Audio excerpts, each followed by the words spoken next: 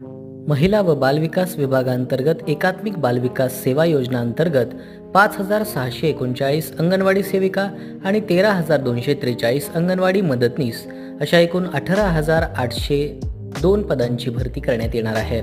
आज मंत्रालयात मंत्री आदिती तटकरे यांच्या अध्यक्षतेखाली ही बैठक पार पडली। 14 फेब्रुवारी ते 2 मार्च या दरम्यान मुख्य सेविका या पदासाठी सरळ सेवा व निवडीद्वारे 374 पदांची भरती केली जाणार आहे। संपूर्ण प्रक्रिया पारदर्शक राहावी यासाठी आवश्यक त्या उपाययोजना करण्याचे निर्देश मंत्री तटकरे यांनी अधिकाऱ्यांना दिले। तसेच उमेदवारांनी कोणत्याही आमिषाला बळी पडू नये असे आवाहनही करण्यात आले। राज्यात एकूण 553 बाल विकास प्रकल्प कार्यालयांतर्गत 1,10,591 अंगणवाडी केंद्रे कार्यरत आहेत।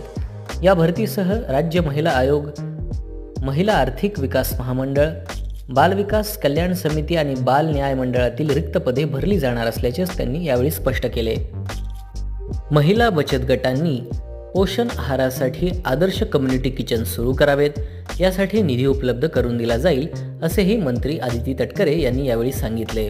अंगणवाडी आहार पुरवठ्यासाठी एका संस्थेला 5 अंगणवाड्या दिल्या जातील। तसेच भिवंडी निजामपूर महानगरपालिका क्षेत्रात लोकसंख्येच्या वाढीमुळे 102 नवीन अंगणवाड्यांची मागणी सकारात्मक दृष्टिकोनातून विचाराधीन आहे असेही ते यावेळी सांगितले।